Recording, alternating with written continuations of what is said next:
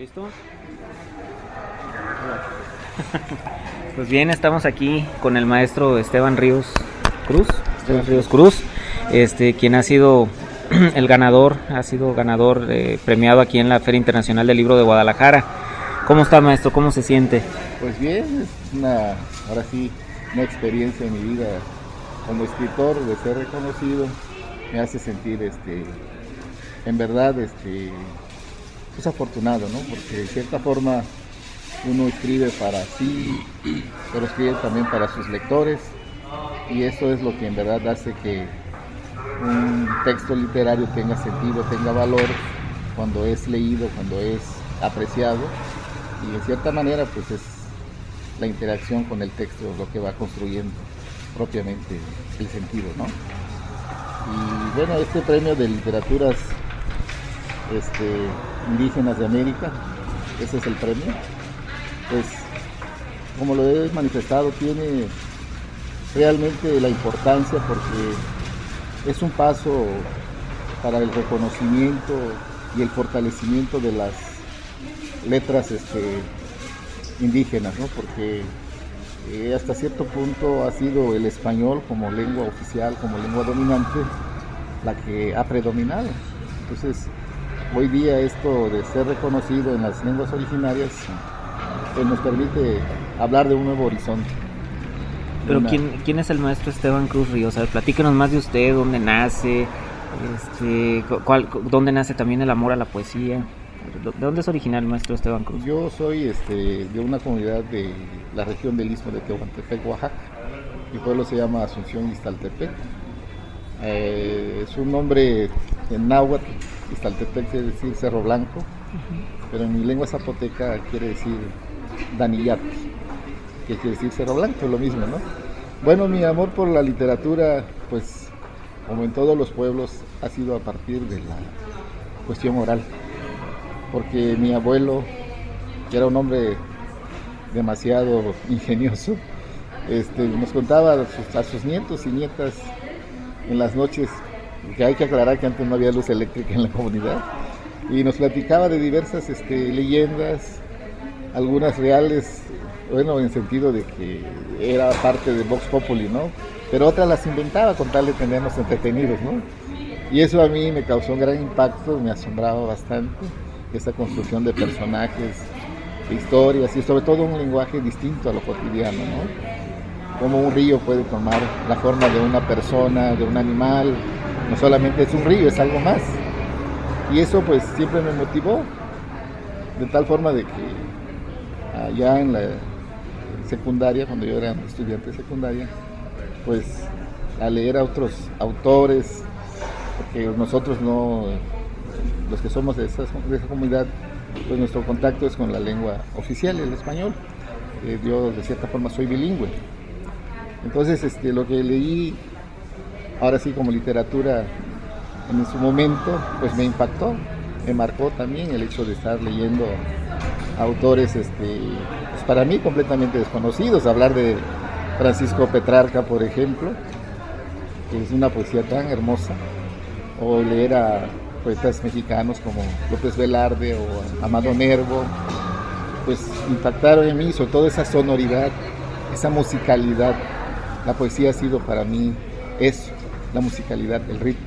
Entonces eso me llevó a escribir, a hacer mis primeras letras, claro, pensando siempre de que pues yo nunca empecé en lector, yo nomás escribía por satisfacer, ¿no?, mi curiosidad, y esa fue la manera de empezar, ¿no?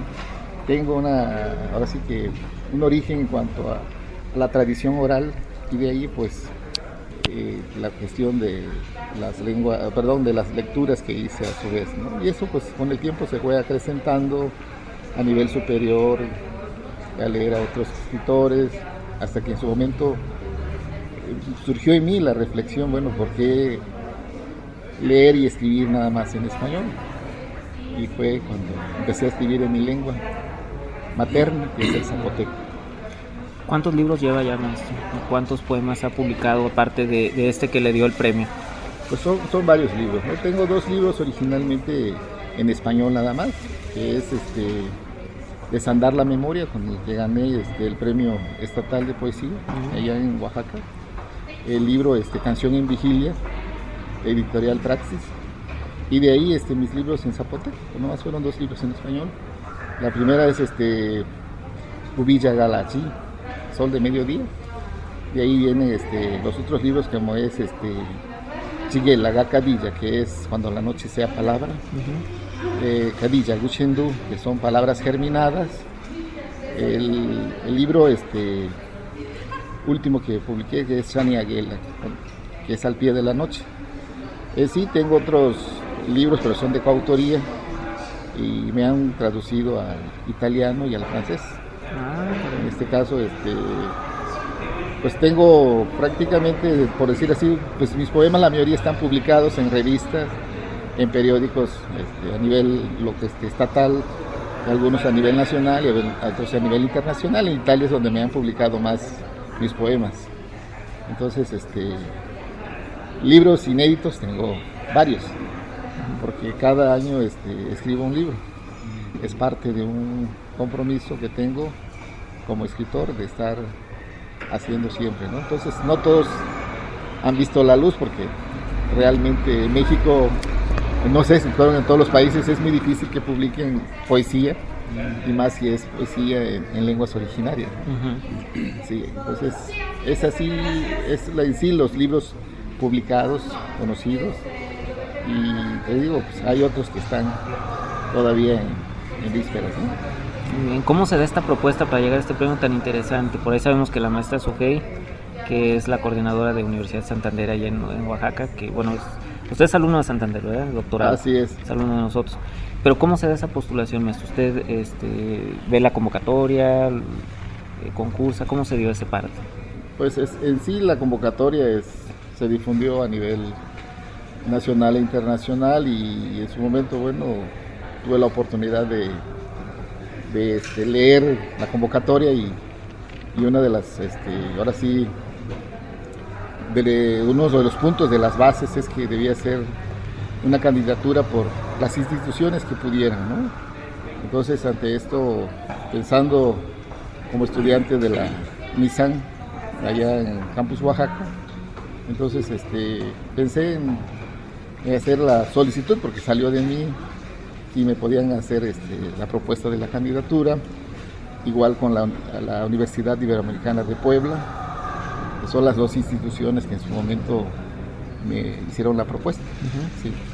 Sí, la idea aquí es que las instituciones pudieran en su momento estar pues aportando los datos del poeta, del escritor, para que se pudiera registrar.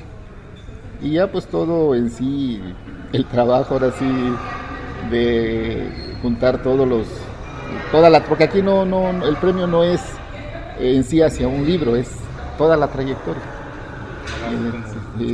Todo escritor. Y en este caso es desde 1980, cuando yo era estudiante normalista, obtuve el Premio Nacional de Poesía como estudiante. Entonces desde ahí empezó, ahora sí que la recopilación de toda mi trayectoria, y eso es lo que anexé para la propuesta, ¿no? Entonces, esto en verdad pues es un trabajo hasta cierto punto detallista, ¿no? Porque hay que ver que no sean también muy sobrecargados de datos, pero que no falte también los datos más esenciales. Sí, y en este caso también tuve que anexar. Yo soy miembro del Sistema Nacional de Creadores de Arte por parte del Fondo Nacional para la Cultura y las Artes. Todos estos datos pues se registran, y esto, bueno, pues queda ya a disposición del jurado, que es el que va a determinar. En este caso, en las bases decía de que se iba ahora sí a considerar de que la trayectoria del poeta tuviera trascendencia en cuanto a la difusión de su lengua materna, y que manejara elementos propios de su cultura. Dentro de las bases eso era muy esencial, y de que de una u otra forma haya contribuido a que las lenguas originarias se fortalezcan, ¿no? Entonces eso es lo esencial en sí de la convocatoria. Y bueno, creo que en su momento el jurado revisó bien mi expediente y dictaminó de que debía ser yo el ganador. Qué bueno, y es un reconocimiento más a su trayectoria. ¿Qué viene después para el maestro Esteban? Usted va logrando metas, usted va logrando reconocimiento a su trabajo. ¿Qué piensa? ¿Cuál es el futuro del maestro Esteban Ríos? Bueno, pues yo en verdad, además de poeta, yo soy docente. Me gusta mucho el trabajo de la docencia, ¿no? Entonces, siento yo de que al estudiar el doctorado, pues es para mí más que nada contribuir a que mis estudiantes tengan precisamente, ahora sí que herramientas para poder reflexionar más sobre la realidad que estamos viviendo, ¿no? Porque la docencia no implica nada más el hecho de reproducir lo que creemos que son los conocimientos, sino más bien es la construcción del conocimiento. Como yo trabajo en una escuela superior, en una escuela normal, pues esa es mi tarea, ayudar, ser ahora sí que un intermediario entre los muchachos para pues empezar a reflexionar, a construir los saberes que ellos en su momento serán sus saberes, no impuestos, sino más bien construidos, ¿no? Y eso es para mí lo ventajoso de todo eso. Sí. Usted mencionaba hace un momento que le gustaba escuchar a su abuelo hacer historias y contarle cuentos y todas esas cosas. ¿Quién es su influencia? Empezando desde sus orígenes, pues, desde chico, que empezó usted a imaginar y a crear cosas y luego a escribir.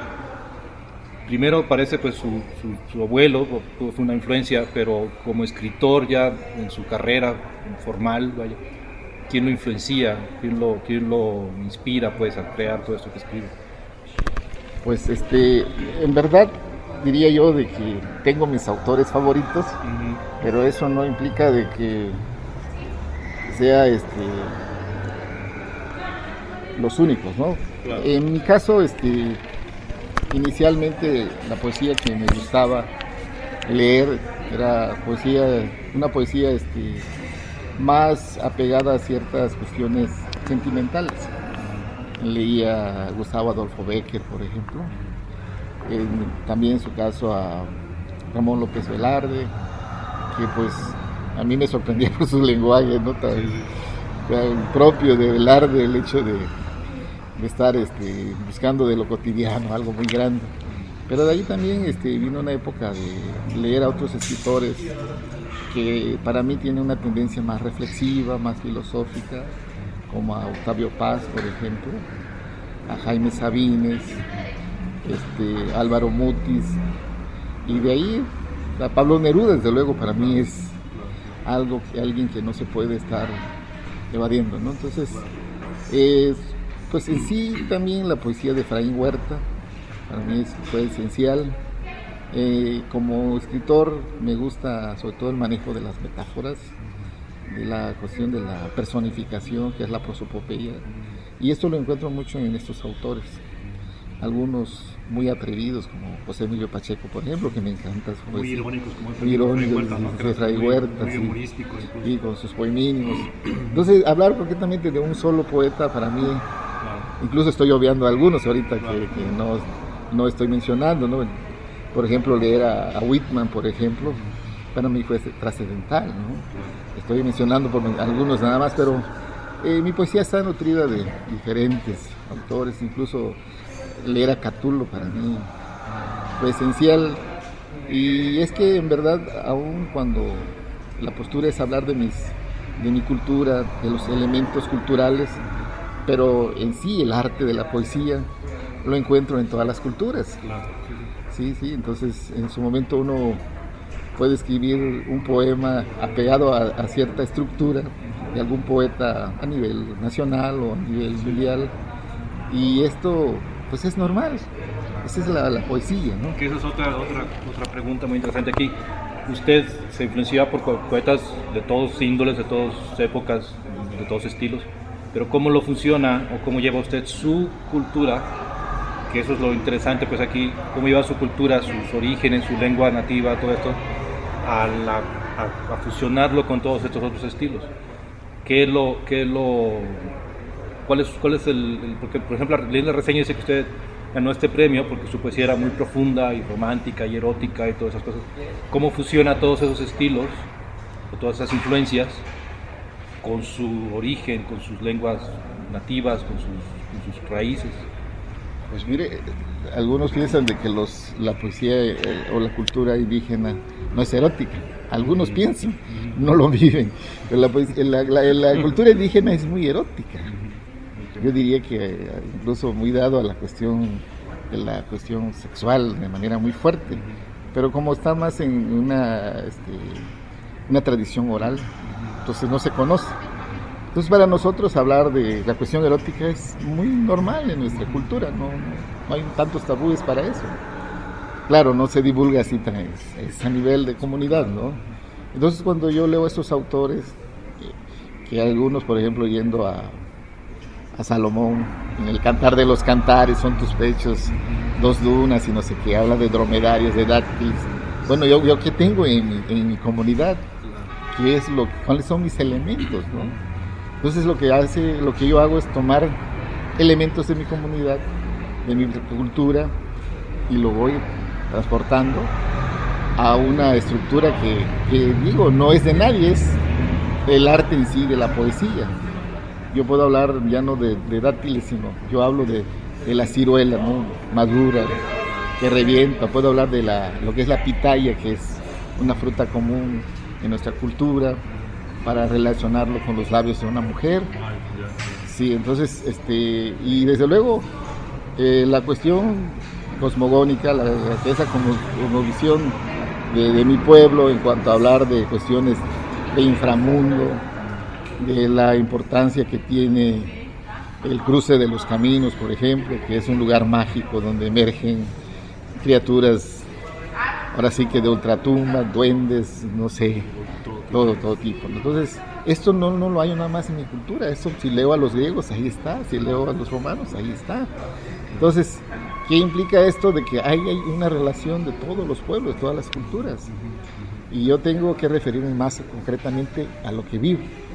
Si voy a hablar de cuestiones mágicas, tengo que dirigirme a hablar de lo que es el amate, que es un árbol donde supuestamente de noche ahí surgían los duendes a jugar bajo su sombra. Si yo quiero hablar del crecimiento, de la fortaleza espiritual, tengo que referirme a la ceiba, que es el árbol sagrado de los zapotecas. Pero en otras culturas son otros elementos.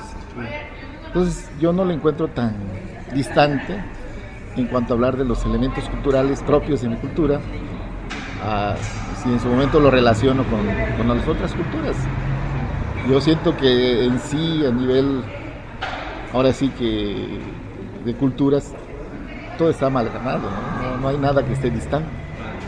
Solamente que a veces por una cultura dominante pone una rayita, esto sí, esto no. Porque lo que llamamos mitos de las culturas originarias, pues son simplemente creencias. Pero la Biblia sí, es palabra sagrada y es propiamente casi una ciencia que hay que acatar. Pero si lo vemos bien, también la Biblia es un mito, ¿no? Si vamos a estar catalogando, ¿no? Entonces, en ese sentido yo visualizo de que todas las culturas se cruzan. Habría que estar reflexionando en su momento, como si yo hablo de que mi pensamiento se extingue como una brasa, ¿no? Entonces, yo leo un poema de los persas por ahí y encuentro que también habla de que su pensamiento se extingue como la luz de una lámpara de aceite. Nunca había leído a este poeta, nunca Se dio esa... Pero realmente digo, ay caray, él me copió, creo, digo, ¿no? Pero no, lo que pasa es que todo lo que existe está interrelacionado. Y está interrelacionado, y es más, no hay nada nuevo bajo el sol, no es una metáfora, es una realidad. Pero usted le da su estilo, bueno, o sea, así es. Su propio sentir, claro que sí. Idea de cómo sí. expresar lo que usted quiere. Sí. Y se crea su estilo propio. Así es, y es que en verdad no hay ningún texto que sea nuevo, solo que cada escritor lo va transformando. Ese es el trabajo, ¿no? Si uno lee, por decir algo, a García Márquez, voy metiéndome con la novela, y lee a Juan Rulfo, resulta de que García Márquez le copió a Rulfo. ¿No? Me acuerdo en el paredón cuando me iba a fusilar, cuando decía Aureliano Buendía, bueno, lees a Rulfo y ahí está esa frase. Sí. Pero Rulfo leyó a William Faulkner. Claro. ¿Sí? Sí. ¿Qué quiere decir con esto? Es que la literatura, la creación literaria no es particular de alguien especial. Va heredando. Sí. Es como la palabra sol, mar. Cualquiera las puede utilizar. Claro. No es exclusivo de Esteban Ríos o de cualquiera de nosotros. Así es. Pero ahora, ¿quién quieres hablar del sol? Esa es la diferencia. ¿Cómo? El cómo lo vas a trabajar. Pero los elementos están ahí. Son los mismos. Alguien diría, bueno, pues ¿de dónde salen tantos libros si son las mismas palabras, no? No. Tanta canción. Tantas canciones, sí. Tantas cosas. Y resulta de que es el trabajo, lo que llamamos prácticamente el arte, ¿no? La creación literaria. Que cada bien van tomando de los elementos cotidianos y los va transformando. Y es muy válido no querer descubrir el hilo negro ni el agua hervida. O sea, como usted dice, es una serie de elementos que no tendrían por qué ser particulares ni de uso exclusivo de un autor o de otro, y usted nada más los usa y los transforma y los expresa pues en su estilo. Una última pregunta ya para que la licenciada también haga sus preguntas.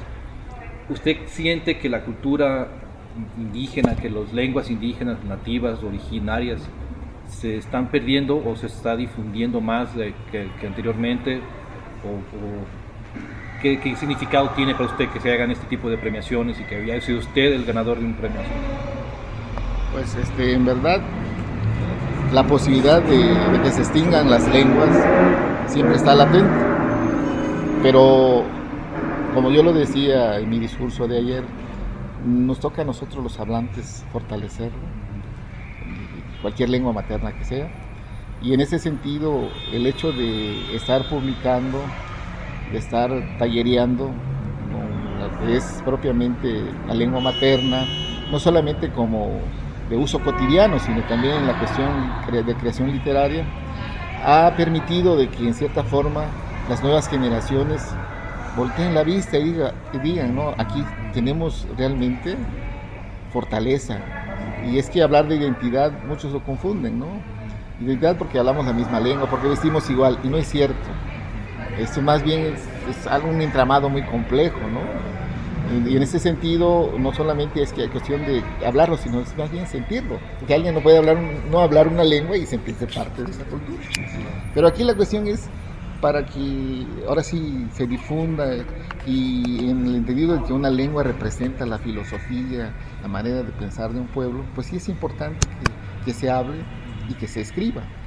Y el trabajo, bueno, ha sido muy constante, y ahora sí que el avance también ha sido lento, hay que reconocerlo, pero sí se ha fortalecido.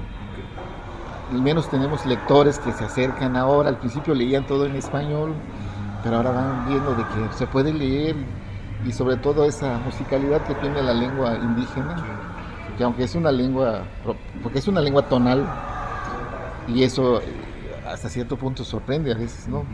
Como la misma palabra con diferente tono cambia. Por ejemplo, yo digo yo,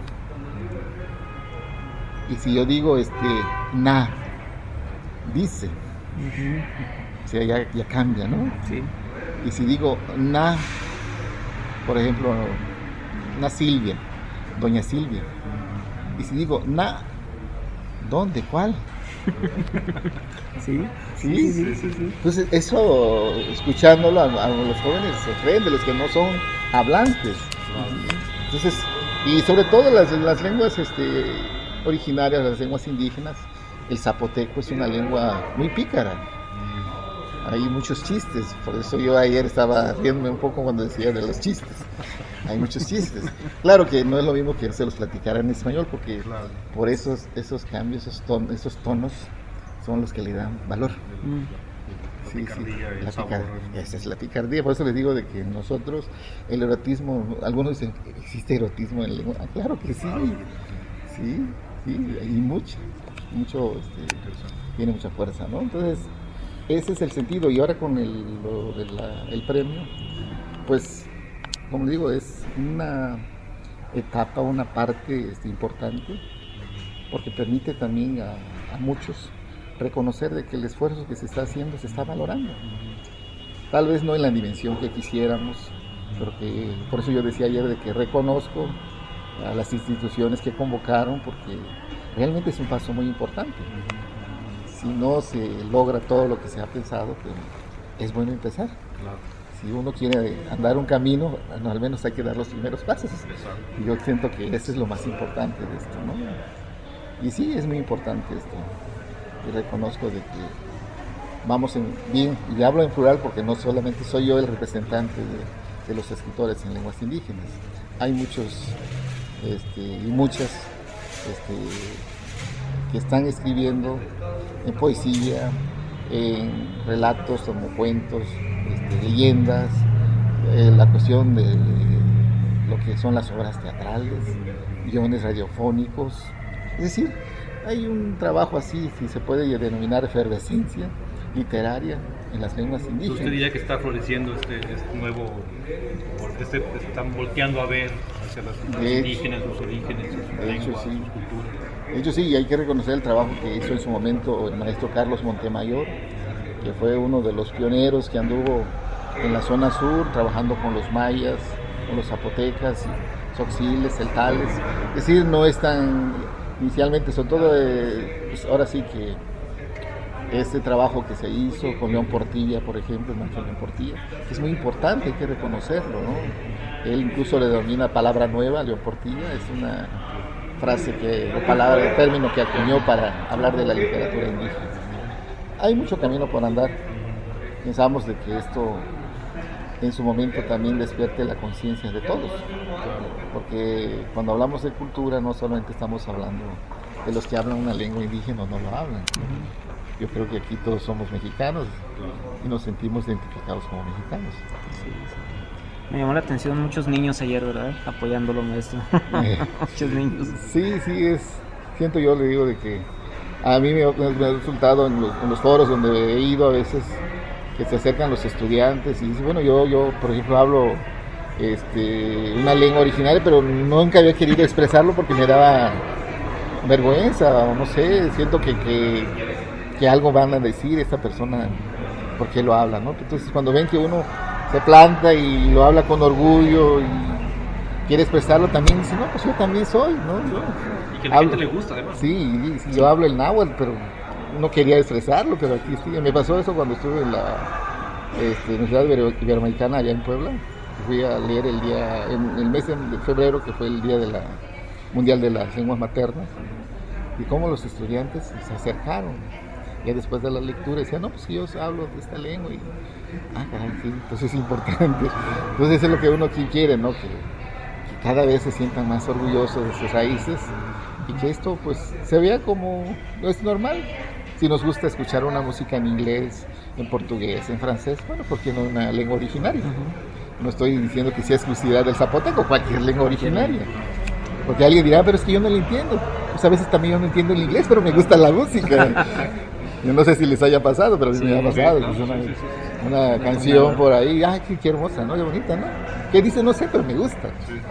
Era cuando escuchaba a los Beatles, ¿no? Que tanto decía, pero no sé, pero me encanta, ¿no? Es lo mismo pasa con las lenguas originarias, ¿no?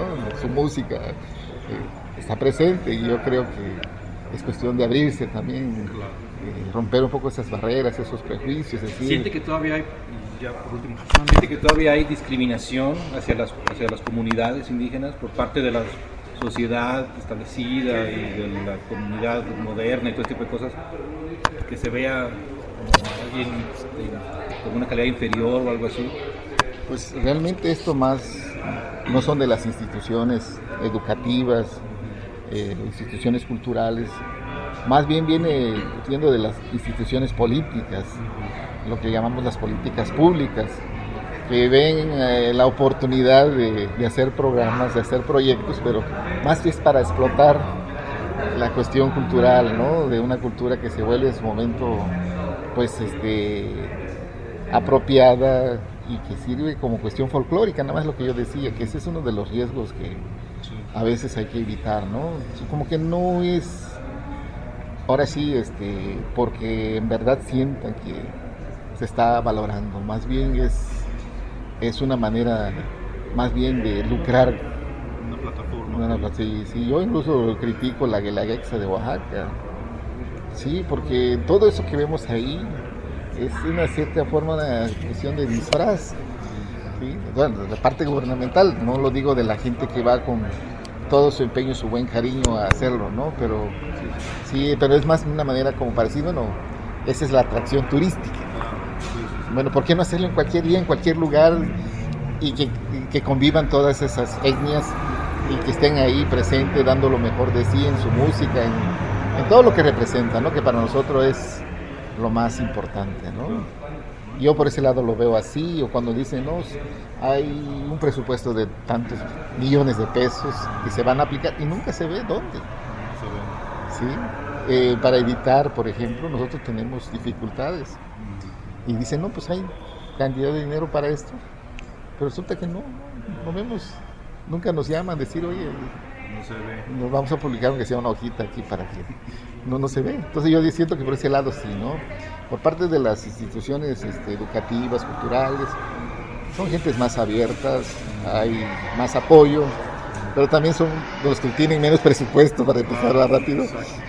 Pero sí, las cuestiones de las políticas públicas, donde están los miles de millones de pesos, quedan en eso, un anuncio que no sabemos si se va en gastos de campañas políticas, electoreras, pero realmente, sí, pero que aterricen, no se ven.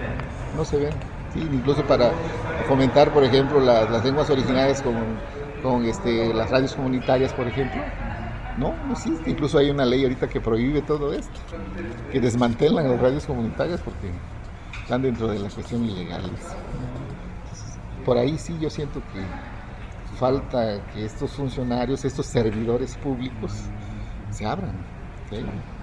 Porque es muy importante que piensen que son esos servidores públicos, no dueños de... Sirven a sí mismos. No, para que se sirvan, para eso les pagamos, porque nos cobran impuestos y ellos deben de servirnos, ¿sí? Claro, en lo posiblemente, en lo humano que son, ¿no? Porque tampoco podemos exigir más de lo que no es, pero al menos es necesario mirar a los demás, ¿no? Debería haber más apoyo. Así, yo siento que sí, y eso que ha faltado. Así es. ¿Una pregunta, Cari? Sí, maestro, acaba de tocar un punto muy importante que es lo de nuestros gobernantes o la gente que está dentro de la política. En este caso, todo lo que se ha vivido en nuestro país, ¿qué opina usted de la situación de los estudiantes de Ayotzinapa, de lo que se vive en Oaxaca, precisamente? Pues Usted como esto... maestro, por ejemplo. No, sí, nosotros vivimos esto como una realidad muy cercana, no lo estamos evadiendo. En cierta forma hemos participado en las marchas, hemos participado en las manifestaciones pues masivas, ¿no? Porque realmente el normalismo tiene ahora sí que un propósito fundamental, el hecho de formar a los futuros docentes con la idea, con la visión de ser parte de la comunidad, lo que yo hablaba de hacer un servicio al pueblo, a la comunidad, que para eso es nuestro trabajo. Y en verdad lo que ha sucedido en el sureste es que hay una diferencia enorme aquí en nuestro país. Por un lado está el norte, que es como si fuera otro mundo, por otro lado está el sur, que es también otro mundo, ¿no? Entonces, la cuestión aquí iba de que tantos años de marginación, tantos años de servirse con la cuchara en grande, de ver esto como una cuestión turística nada más y de dar las migajas a las comunidades, esto ha ido acrecentando también la inconformidad. Nuestro país no vive un momento así, yo diría, de convulsión social nada más por una situación de Ayotzinapa, sino esto son de décadas, ¿sí? Y entonces esto viene siendo la gotita que derramó el vaso nada más, ¿no? Claro que en ese sentido sabemos de que como seres sociales, como seres humanos, no podemos ser insensibles ante una situación, yo diría, de barbarie, ¿no? ¿Cómo es posible que no haya justificación de una represión, de una desaparición, de una matanza, como si esto fuera, no sé, un asunto tan cotidiano? Y eso es lo que en verdad pues ha despertado la conciencia de de todos. Yo siento que esto no es nada más en el sur ahorita, esto está en todo el país. Yo lo vi aquí en Guadalajara, de cómo hay personas que están inconformes, se están manifestando. ¿Y eso a qué nos lleva? Pues a pensar de que hay un despertar también de conciencia, de que lo que esto me pasa a mí, le puede pasar a los demás. De esto que le pasan a esos padres que están con justa razón desesperados, lastimados y con sed de justicia también, pues me puede pasar a mí, ¿no? Entonces, eso es lo que ha faltado también, como ir vinculando la idea de que no estamos solos, somos un todo, y si dejamos que esto se vaya ahora sí que limitando a ciertos núcleos nada más, pues vamos a seguir en lo mismo. Se vuelven insensibles. Pues. Sí, si queremos un cambio, debe ser a partir de todos. Esto se da en las normales porque, por ejemplo, Ayotzinapa es una normal rural, una especie de internado, como le llaman, en donde hay un subsidio para que los jóvenes estudien. Pero resulta que les dan 30 pesos al día para que coman, no tienen ni las literas ni la cuestión higiénica adecuada, ¿no? Se dedican más a trabajar el campo para, ahora sí que ser autosuficientes. Ser autosuficientes. Pero eso no es nada. Entonces, cuando ellos piden, solicitan de que se les atienda, en este país, si tú haces tu solicitud, bueno, pues ahí está, te pueden sellar y pasan años y nadie te atiende. Entonces, eso ha enseñado a la gente a manifestarse, a salir a las calles, que muchos lo ven como una cuestión de violencia, porque lo etiquetan así, ¿no? Pero es que no hay otra forma de hacerse escuchar que manifestándose de manera presencial.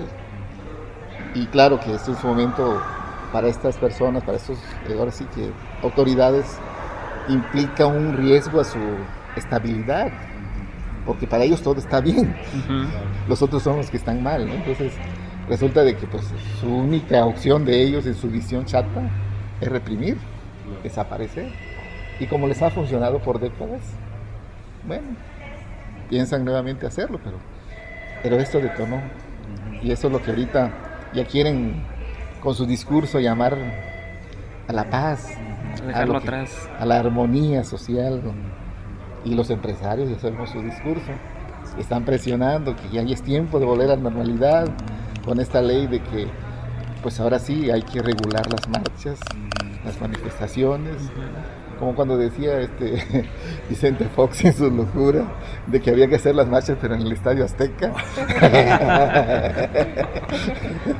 Entonces, ¿qué sirve si la idea es que ahora sí que se sienta en la comunidad, en la ciudad, en los lugares? Por eso se manifiesta la gente, ¿no? Y creo que es una defensa legítima.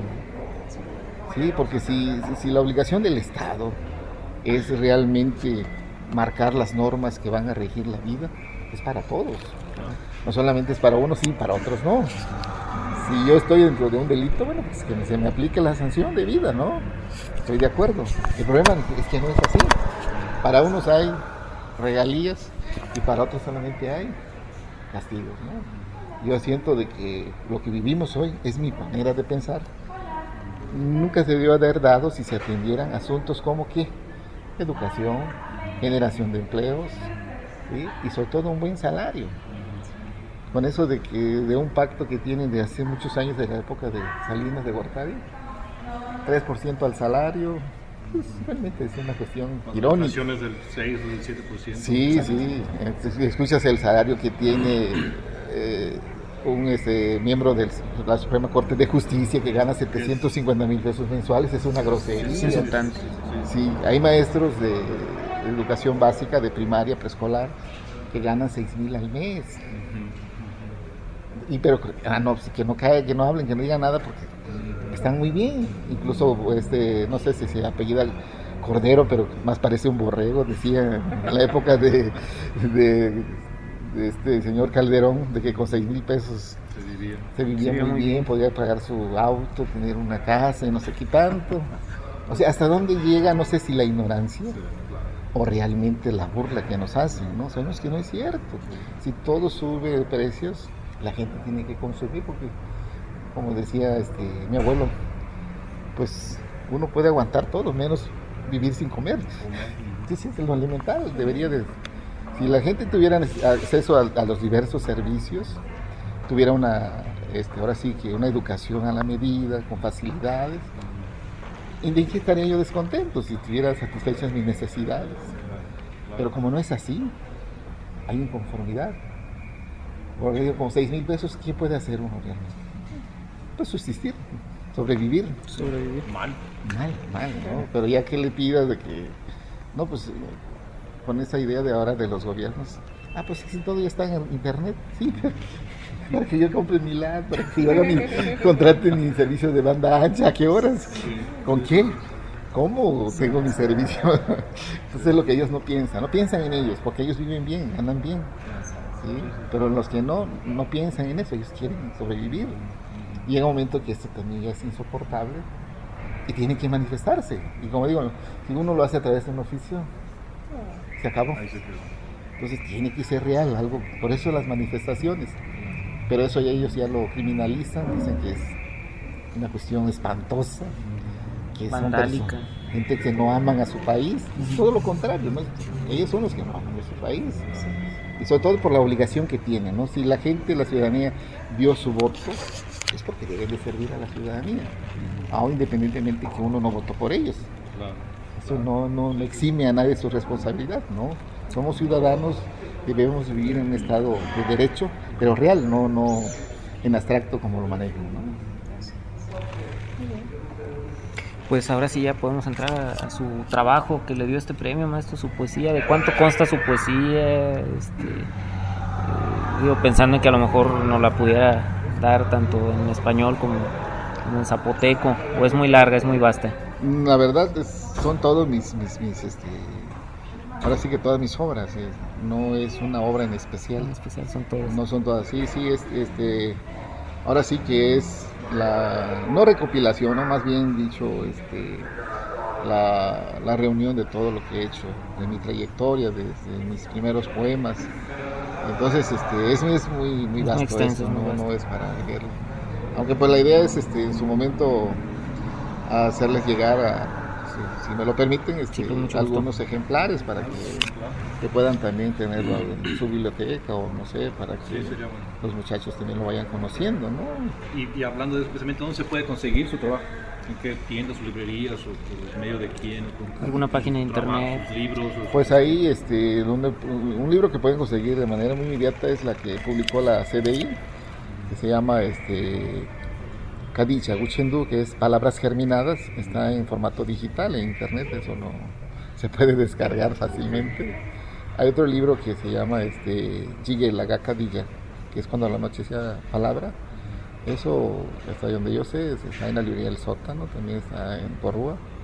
Ahí se puede conseguir, porque en formato digital sí no existe, ¿no? Los otros, pues, algunos están agotados también. Y una aclaración, como he dicho, nosotros no tenemos tanta facilidad de publicar así con las grandes editoriales y con un tiraje muy extenso, ¿no? Está muy limitado.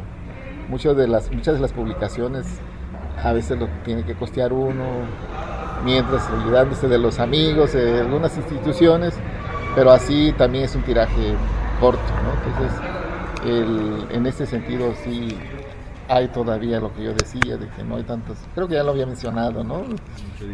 No hay un presupuesto así que diga, ahora sí vamos a publicar todo lo que quieran, ¿no? Sí, entonces, así en ese sentido sí.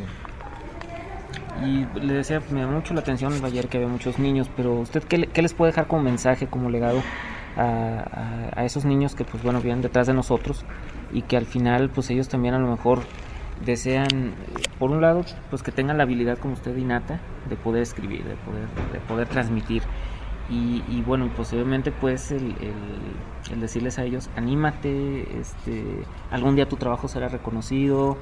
O sea, que esa opresión muchas veces que se da, que no los limite. O sea, ¿qué mensaje le puede dar usted a los niños? No, pues en verdad, mi mensaje es que lean las obras literarias, no importa en qué lengua, porque una de las maneras de abrirse al asombro, a la magia de la cuestión literaria es leyendo, no hay otra manera, escuchando pues a los escritores, leyendo sus obras, pero la literatura se vive, se contagia. No es una enfermedad tan grave, pero sí se contagia. Y nos va, les va permitiendo esto, ¿no? Y algo que también quiero comentar, todos somos escritores. Aquí eso del mito de que hay un poder divino, mágico, no es cierto. Escribir implica un proceso mental, intelectual, claro, todo el sentimiento, las emociones, ahí están reflejadas. Y hay que disciplinarse, porque si uno no quiere tenerlo libremente como una cuestión de pasatiempo, pues hay que disciplinarse. Mínimamente un escritor debe de escribir en una semana, unos 3 días, escribir algunas cosas, hacer sus borradores, porque esto no nace inmediatamente. Yo puedo decir que escribo diario, pero no escribo un poema diario. Sí, a veces tengo ideas vagas y las voy retomando, me impactó algo de aquí, de lo que estamos platicando, de alguna palabra que haya dicho alguien y me gustó, lo anoto, ¿no? A veces lo llevo aquí mentalmente y en otro momento lo empiezo a trabajar y el texto va tomando forma y si yo me doy cuenta, lo trabajo 2-3 días y ahí está. Es decir, es un trabajo constante, no hay que desmitificar esa idea de que se sienta y escribe una novela, como dicen, ¿no? Es mentira esto. Todo mundo tiene que tener sus notas, investigar incluso, hay términos que yo no entiendo, no conozco, hasta dónde puede llegar. Sabemos que los términos son polisémicos, para un contexto dice eso, pero para otros dice otra cosa. Cuando yo empecé a escribir un libro que tengo inédito, que se llama Mi corazón es una nutria, así se llama el poema, porque en mi pueblo cuentan los mayores de que antes existían las nutrias en los ríos, en el río. Tenemos un proceso que se llama Río de los Perros, pero perros de agua, pues nutrias. Entonces yo no viví esa etapa, nunca lo experimenté, no puedo estar mintiendo. Entonces, bueno, ¿de qué son las nutrias? Sí sé que son perros de agua, pero leyendo, bueno, me doy cuenta de que también existen nutrias marinas, ¿no? No solamente de ríos. Y bueno, y algo que me impactó cuando lo leí, es una información, es que las nutrias marinas, por ejemplo, se agarran de las manos en las noches para que la corriente, la marea no los lleve, para que estén unidos. Entonces eso me impactó. Entonces cuando escribí mi poema hablé de mi pareja, de que la vida es como un océano y de que nos tomamos la mano para estar juntos, para vivir con esa fuerza de que somos dos, pero somos uno, ¿no? Entonces, ¿cómo un dato me puede llevar a otro? Por eso les digo de que escribir así no está señalado. ¿Qué vas a escribir hoy? Es mentira que diga, es que ya lo traía. No, es trabajo. Y yo siento que los niños, los jóvenes, deben entender eso, ¿no? Leer mucho, vivir mucho, sentir la vida como algo hermoso, ¿no? Y tomar notas, escribir, nunca pensar, no sirve lo que escribo, no tengo talento, no nací escritor. No, escritor no nace, se hace. Tal vez un 98% un 2% de inspiración, pero el otro 98% es trabajo intelectual, es un proceso. No sabemos cuándo va a terminar, un texto nunca está terminado, hasta que el autor diga, hasta ahí le paro ya. Pero un texto es infinito, es como el universo. Sí, claro. Qué importante, ¿no? Eso, tienen que leer. Así es. Antes que escribir, tienen que leer. Exacto. Estar contagiado, ¿no? Más, Cari. Felicitarlo, maestro, de veras. Gracias. Su trayectoria. Sí. Es un orgullo pues, que sea parte de la Universidad de Santander y que reciba este premio y este reconocimiento. Nosotros pensamos erróneamente por una obra y en realidad es por su trayectoria y esto es aún todavía más importante. Bueno, pues y lo otro también es así de manera personal, pues lo comparto este premio, este esfuerzo, pues con la institución.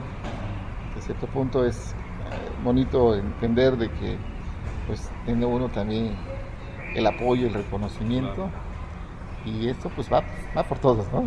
Claro. Y así es espero tener la oportunidad en otro momento, pues ya de leerles hacer alguna lectura para compartirlo con los estudiantes, con ustedes, con todos los que en cierta forma pues les gusta la poesía, ¿no? En este caso, una de las lenguas originarias, que es el zapoteco. Así es. Y además, por último, maestro, si nos pudiera dar algunas palabras en zapoteco y luego en español para que nuestros alumnos, sobre todo quienes nos están escuchando el programa de radio La Hora del Maestro que transmitimos nosotros ahí en Radio Fórmula, pues puedan tener ese pedacito de usted y que se lo lleven, ¿no? Muy tatuado. Bien. Lugapadio Selato, Michene Visanaka. Kadija ni Kayabelatu, Rale Nendani la Jigua, Naka ni Sikatigo, Mirinisi, Mirendarano Nisado,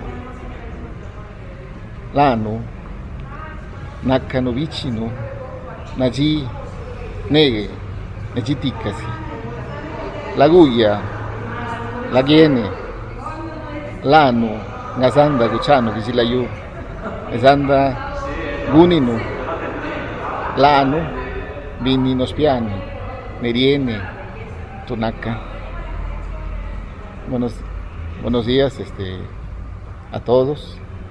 Mi mensaje es hacer reflexionar de que todos somos hermanos, hermanas, que somos como un río que puede acrecentarse, que puede desbordarse en todo lo que somos y pensamos, y que para nosotros es importante entender de que si hay algún cambio en este mundo, en todo lo que vivimos, va a venir de nosotros. Somos responsables de hacer que todo esté ahora sí marchando bien, siempre en la búsqueda de construirnos, porque el ser humano es el que se construye. Les agradezco mucho su atención. Muchas gracias, maestro Esteban, y felicidades una vez más. Gracias.